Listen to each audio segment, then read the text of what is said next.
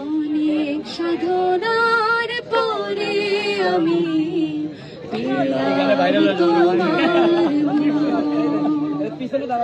পেলাম খুঁজে ভুবনে আমার আপনজন।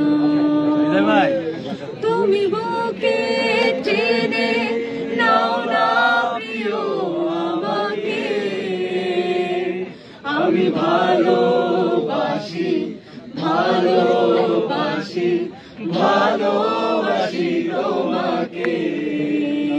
রাকসু নির্বাচন কিন্তু গত পরশুদিন অনুষ্ঠিত হয়েছে এবং তার মাধ্যমে কিন্তু আমরা আমাদের যে ৩৫ বছর পরে রাকসু সেটাকে সফলভাবে সম্পন্ন করেছি।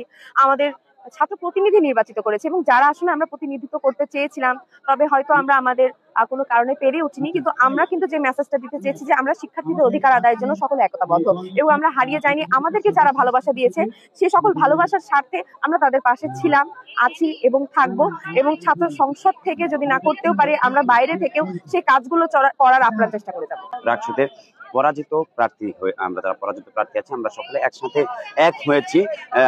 সাধারণত আমরা যেন পরাজয়ের গ্লানি আমাদের গ্রাস না করে আমরা যেন পূর্ণ উদ্যমে শিক্ষার্থীদের পাশে পূর্বেও যেমন থেকেছি, সামনে যেমন তেমনি থাকতে পারি, সেই জন্য আমরা আসলে চেয়ার আপ করার জন্য এবং আমরা যারা আমাদের বিজয়ী প্রার্থী আছেন তাদেরকে বার্তা দেওয়ার জন্য যেন না ভাবে যে তারা একা, আমরা আছি শিক্ষার্থীদের কল্যাণে। আপনারা যে কাজ করে যাবেন আপনাদের পাশে আমরা আছি।